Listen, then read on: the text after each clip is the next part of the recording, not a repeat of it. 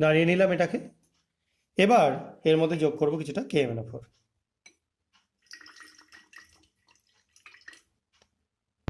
দেখো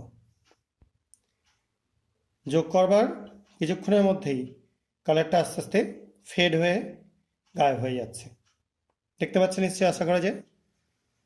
আরও কিছুটা FeSO4 আমি এখানে যোগ করে দিচ্ছি। আবার আমরা যোগ করে দিচ্ছি কিছুটা KMnO4। দেখো যোগ করার সঙ্গে সঙ্গেই কালার গায়েব, ভ্যানিশ। আবার কিছুটা যোগ করছি। আবার এর মধ্যে কিছুটা FeSO4 যোগ করছি।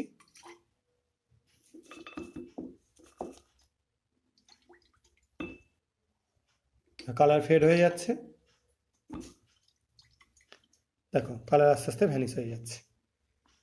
তো ব্যাপারটা কেন এরকম ঘটছে সেটা নিয়ে এবার একটু ডিসকাস করে দিই। এখানে তোমরা যেটা দেখতে পাচ্ছ সেটা একটা রেডক্স রিয়াকশন, অর্থাৎ জারণ বিজারণ বিক্রিয়া, যেখানে KMnO4 এ Mn আছে +7 স্টেটে, আর এখানে FeSO4 এ Fe আছে +2 স্টেটে, যেটা অ্যাসিডিক মিডিয়ামে বিক্রিয়া করে KMnO4 কে এ রিডিউস করে দেয়, MnCl2 তে কনভার্ট করে দেয়, যেহেতু আমরা এখানে মিডিয়ামে HCl নিয়েছি, এবং FeSO4 হয়ে যায় Fe2SO4 হোল থ্রাইস, অর্থাৎ +3 স্টেটে কনভার্ট হয়ে যায়। অর্থাৎ এখানে আয়রন, দেখো সলিউশনের কালারটাও হালকা ইয়েলো হয়ে